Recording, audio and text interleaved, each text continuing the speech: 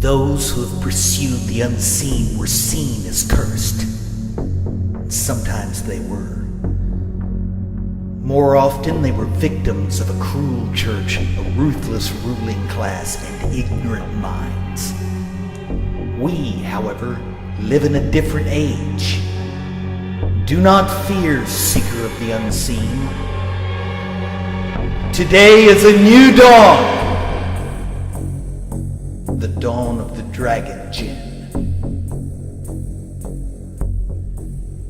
Hello, my name is Aristomenes, and welcome to Dragon Djinn Alchemy. I've been involved in esoteric study, cultivation, and application for close to 35 years now. These have changed the course of my life in positive ways I can barely describe. They continue to change the course of my life. They have changed the course of the way my awareness responds to the world. They have changed the way the world responds to my awareness. And even though there are still challenges I am facing today, after all these years, I consider the whole thing very much worth my while and very much worth sharing. I'm not just giving this away because I want other people to benefit and I'm a nice guy. I'm giving this because I do believe in its power, and I do believe that true empowerment benefits not just you who are empowered, but those around you who relate to you, whoever they are. And it benefits your environment as a whole, it benefits all your relations, it benefits the world at large, it benefits even the universe if you want to take it that far. And that comes right back to yours truly. So I'm not quite selfish about it, but at the same time, I'm not absolutely altruistic and selfless. I'd like to think that esoteric cultivation puts you in a position of balance between self and non-self, between subject and object. I'd like to believe, because I've experienced, that the foundation of esoteric cultivation is the union, the synthesis of the experience of subject and object. If you can master that experience, it changes your world, it changes your life, it changes your being, and in positive ways. It is not supernatural. This is not about awakening supernatural abilities to be a superhero. If you're going to be heroic, if that is that path, then you will be a natural hero. But that's a talk for another time. Right now, I want to emphasize that this path has traditional elements. It has elements that are bona fide, methods that you can research online in libraries, or if you find a teacher, maybe they can tell you if they are willing. Seminars, whatever. In the New Age, in the occult, in the magical community, in the philosophical, in the alchemical, in the hermetic, in the Rosicrucian. There are many ways. Even esoteric aspects of religions contain some of this knowledge. Kabbalah, runes, what have you. Yoga, Qigong, Neikong, Taoist alchemy, all of that. Now, at the same time, everything evolves, and so does esoteric knowledge. Or maybe I can say more accurately, everything changes. Sometimes the changes work, sometimes they don't. But what I have to offer is innovative. It is a synthesis of tried and true knowledge, traditional knowledge that is applicable, and my own experience, the products of my own experience, the feedback from how it has worked for me. So it's stuff that I know works, and not just for me. It has worked for a few others, not many, but enough to give me the confidence to be able to share this.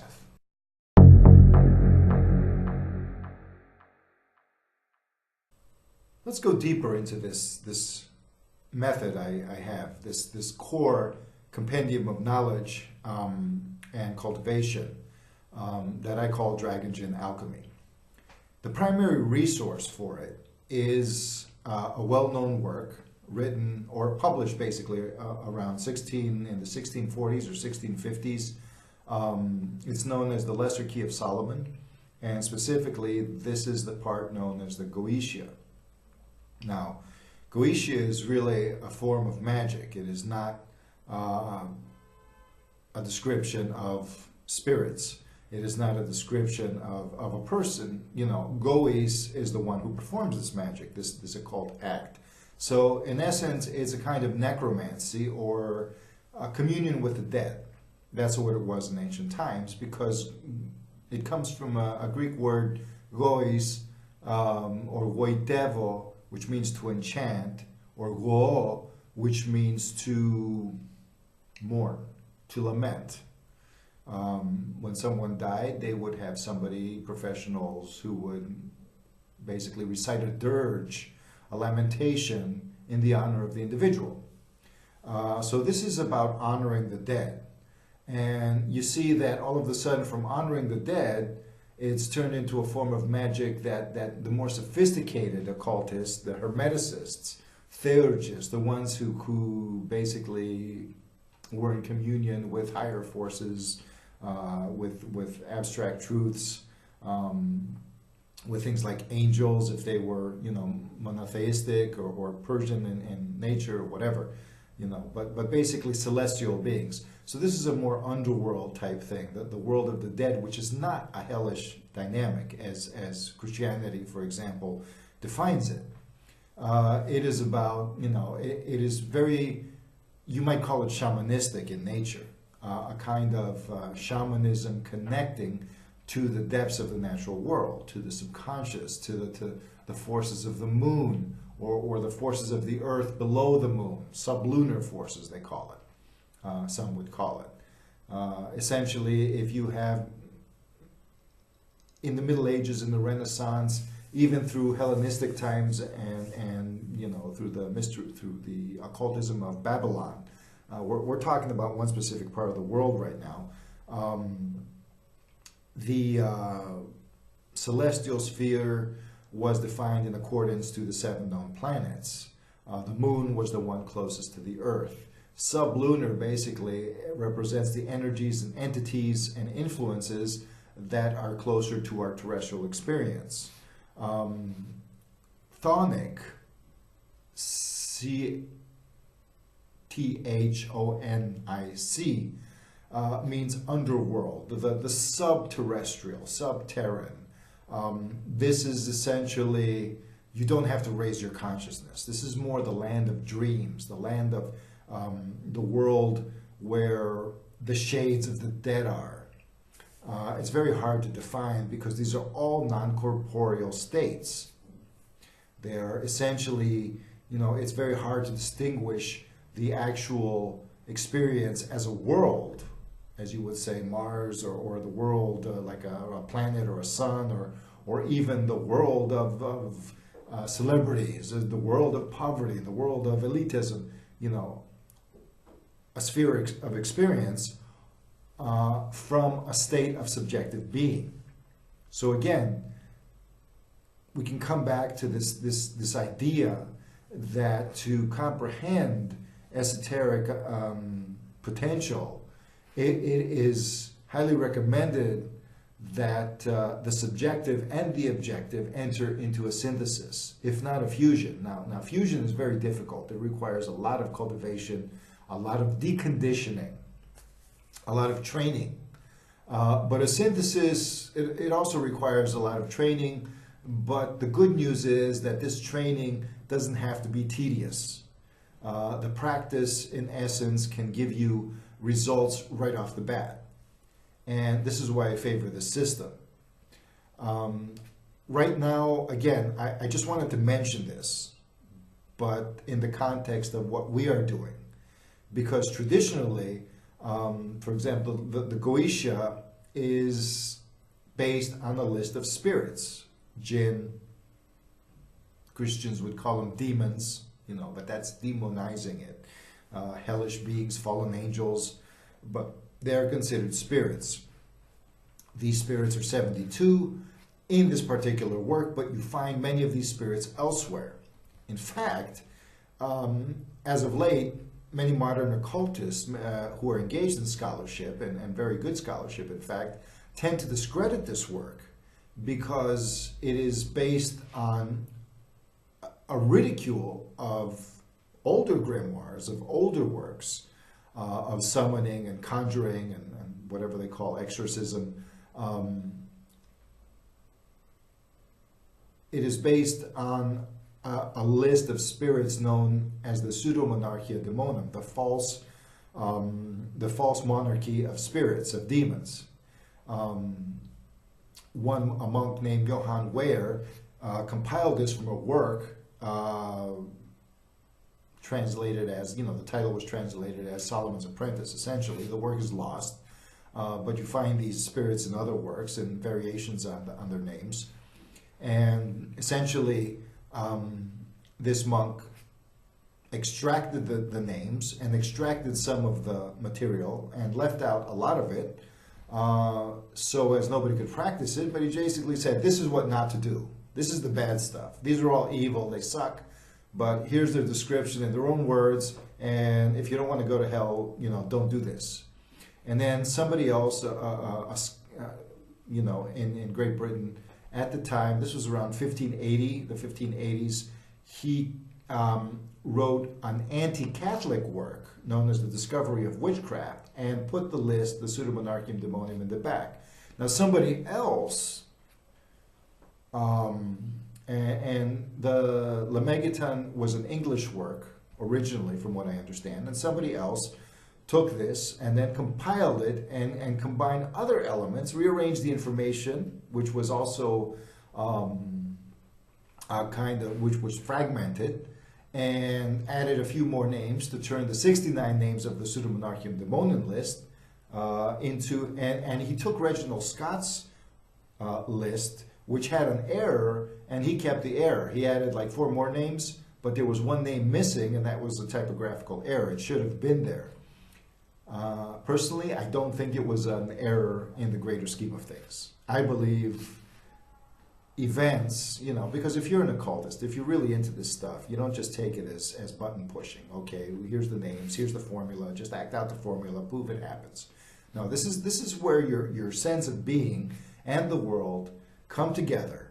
And when that happens, things are different. So the forces that operate, they're not just a bunch of people shuffling names around and writing books and chanting out the secret words and whatever.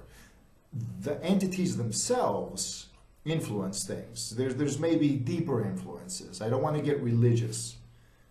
And you can't really say so, but what you do sense that there are powers at work. And most people fear that. Most people think it's a bad thing. Oh, we're heading toward Armageddon. Oh, things are going to blow up, or I don't know what. Oh, they're going to possess you and make you do evil things, and you are promoting Satan's plan. Now, again, I've been at this for years. I mean, the whole esoteric thing, I started off with yoga, Eastern philosophy, and for several years. And I've been only involved in Western things for about, since 1995. Let's put it that way. That's when I first opened the Lesser Key of Solomon. And this book takes the traditional grimoire and combines it with Hebrew Kabbalah, certain elements of Kabbalah, and even elements of Hermetic alchemy, which are more or less implied. For example, I'll get again, I get ahead of myself. So let me just backtrack and say, this is Dragon Djinn Alchemy. This is not how to summon spirits in the Goetia. This is not let's draw a circle and call the demons up. This is not conversing with Satan, blah, blah, blah. I will speak about the archdevils or the archdemons, because there is a place for it. There is a certain structure to this work. And the structure, if you really look at the symbolism, it tells a story. The story itself is a fantastic, I consider it a fantastic pattern or presentation of esoteric potential. And I present it also because it's so well known. I mean, this is available online for free. It's not some hidden work. And more than anything, the work has sigils. It has little drawings that represent these spirits, And those are a very easy access. You really, because you have these sigils, all you need to do is connect with them, and you will have contact with the spirit. It's very, very easy.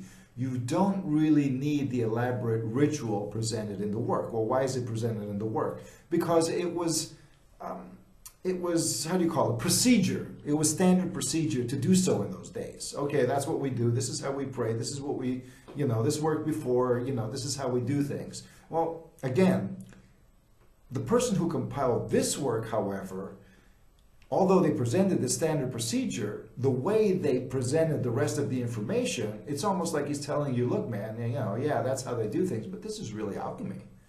This is a form of alchemy. This is a form of esoteric transformation. It has many elements of Kabbalah. And how does that happen? Well, again, I say Dragon Djinn Alchemy not to present a flary, badass, satanic type of thing. Dragons in the East are sacred creatures. And they should be in the West too. They're not monsters. They are forces.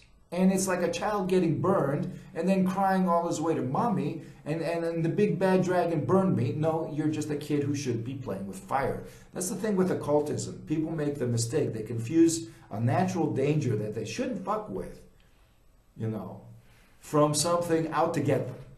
Okay, the fire, the stove that burned your hand is not out to get you. You're the one who extended that hand.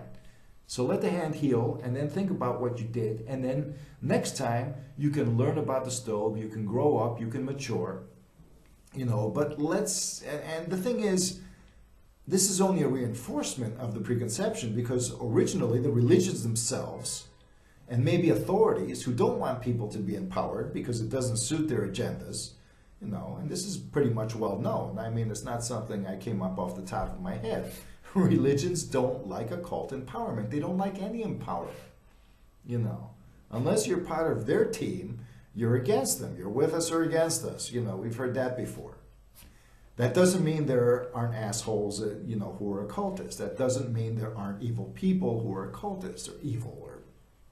I know evil isn't a politically correct term, but let's just say people with ill or malignant intentions who want to hurt others or get off on power trips over others or whatever. It's a human thing. So yes, it does mean that. That's why I don't take sharing this information lightly, in the sense of, oh yeah, take a bunch of hand grenades and then, just release the pins and let's laugh all the way to hell or whatever. No.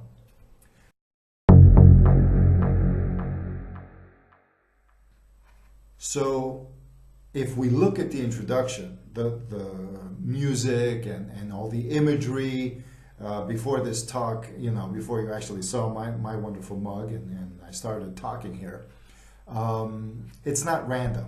It's not just for show. It's not just for drama. It's not just to catch the eye.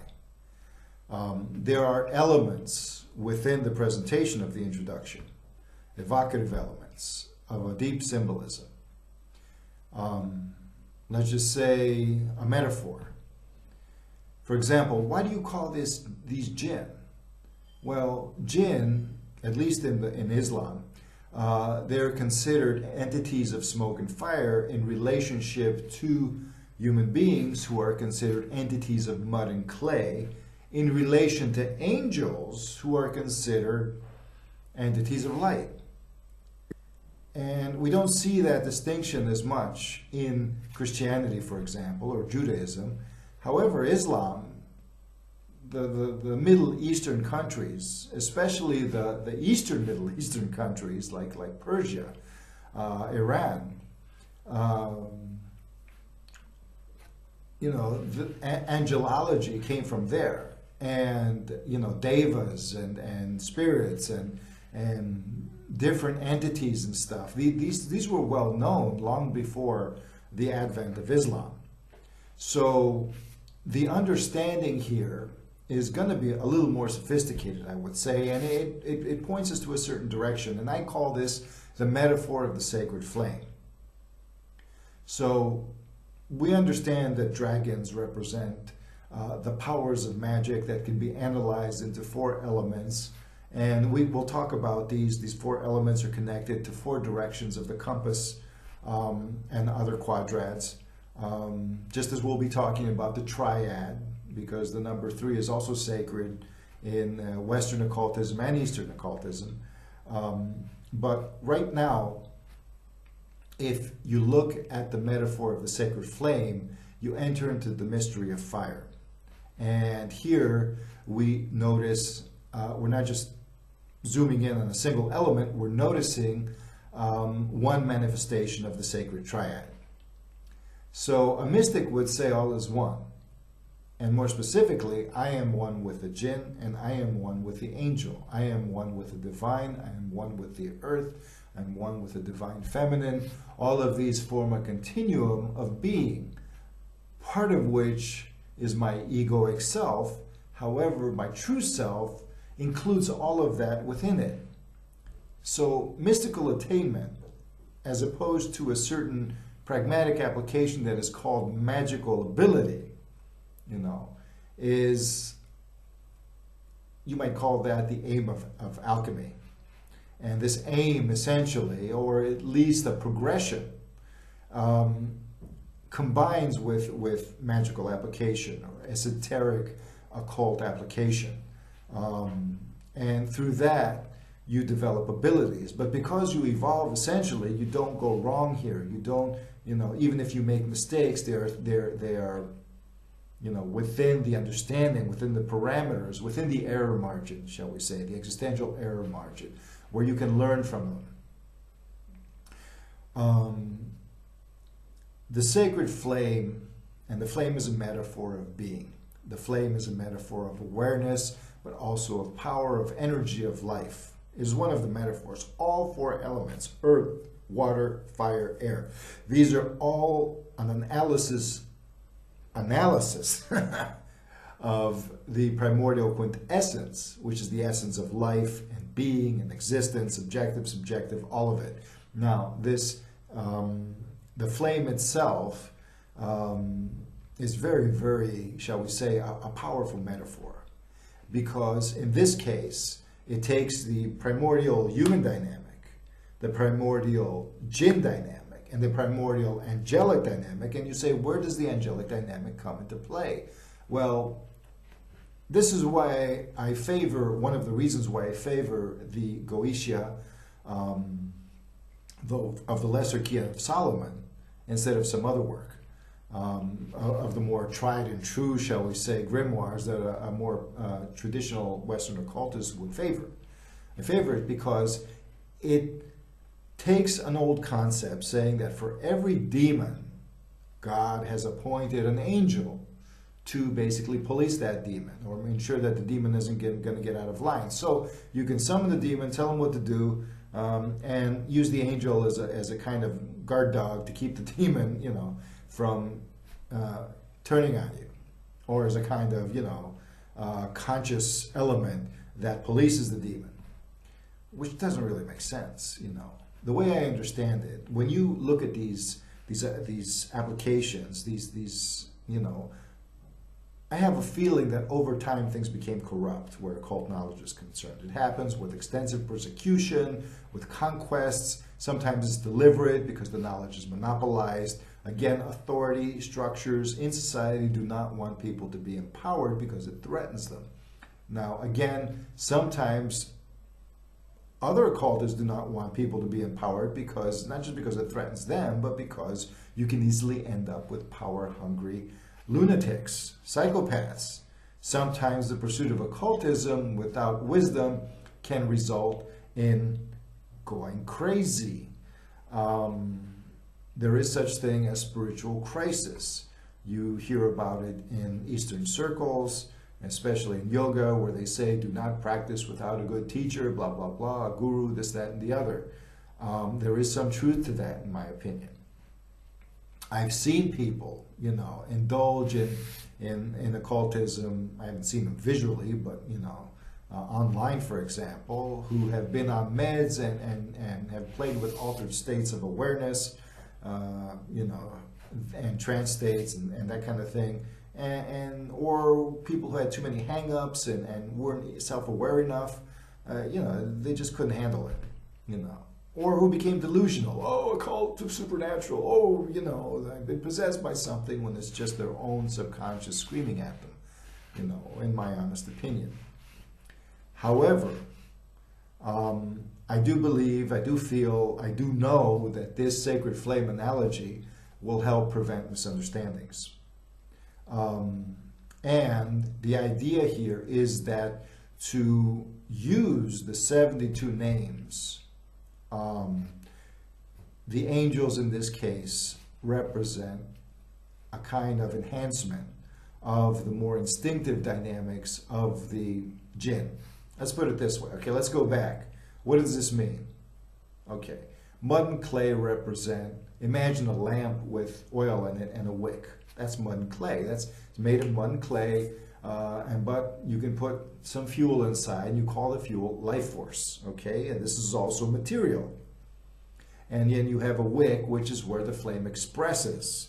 Here, the heart, you know, the central axis of the body. So imagine a kind of a statue created by mud and clay. It hardens, and then you drill a hole through the top of the head. This is hollow, and you put a wick all the way down, and then you fill it up with some kind of vegetable oil, olive oil or something like that they used to do in the old days for lamps.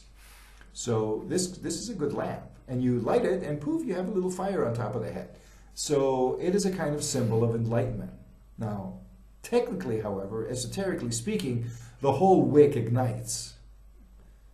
But as the metaphor stands, you know, literally you can't do that, you know, unless you're passing an electric current. So you might say, okay, mud and clay, let's pretend it's made of glass, and it's airtight and hermetically sealed, and you got a tungsten filament with two, you know, poles of a battery, or you know, some electric current goes through, poof, it lights up, and then illumination.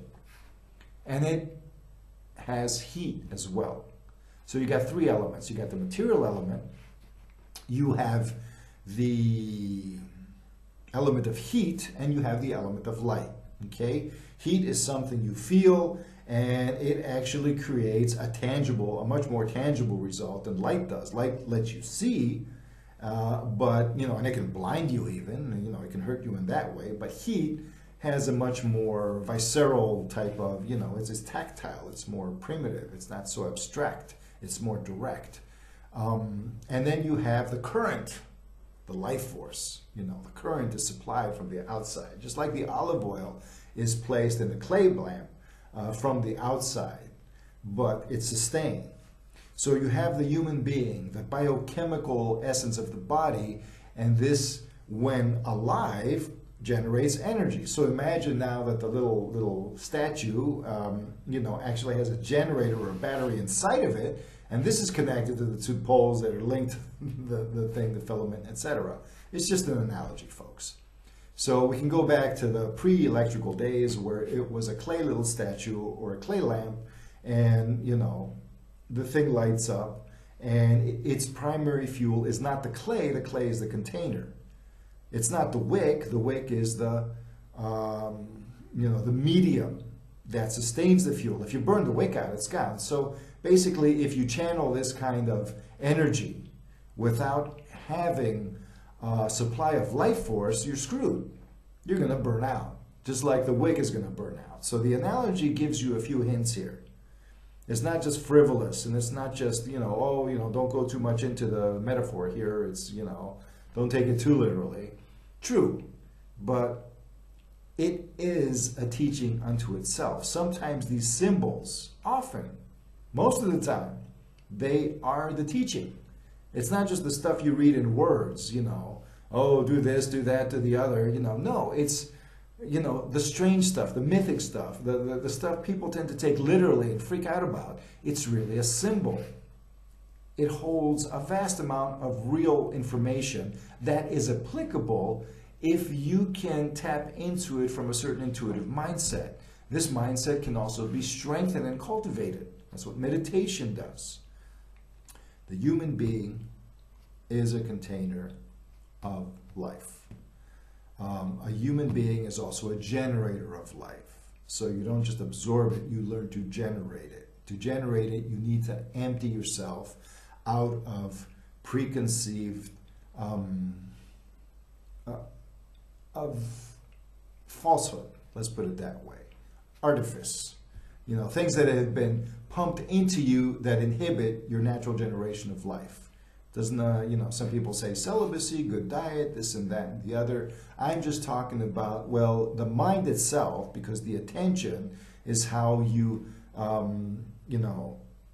access life force. Now, this attention is hampered if you are saturated with too many preconceptions. Now, if you can cultivate that life force, then you start feeling the heat. Then you can connect to the essence of the Djinn, and you can start experiencing the light. Your awareness becomes clearer. You can start experiencing what an angel is. An angel is a personification of this. These are also personification. Doesn't mean that, okay, this is really a force and we turn it into a being because it's convenient. Really, you can't say if it's one or the other. It is a being. It's also a force. It's like quantum theory with, it's a particle, is it a wave, is it both? Maybe it's both. Who knows? It works, depending on the situation. So these beings are not artificially personified. They are natural personifications. They are independent, but at the same time, they are interconnected. They're not people, but they are existences. They are beings connected to being. Angels are beings of light, of consciousness, of illumination. Jinn are beings of heat, of the burning of life force, the actual consumption. So why would a Jinn commune with you? Well, because he wants your life force. He's not going to vampire you and suck it dry. He's not going to suck out the olive oil from the lamp. He's going to light you up. So it's your fire in the end. However, in order to light you up, he takes some of your patterning of he, it, she, I don't know gender, but it takes some of your potential to be a container and a wick and to absorb life force. And for its own understanding, experiences what it's like to have this grounding and manifesting capacity that it doesn't. Humans do. The thing is, you cannot take heat and yes, you can generate light from heat, but you can't generate a container from it. You can't take light and generate, yes, it generates heat, but it doesn't generate a manifest container. Not normally, shall we say. However, if you have a container and you have ample life force cultivated that saturates the wick, all you need is a match to light the candle, so to speak, to light the lamp. You need to light the lamp.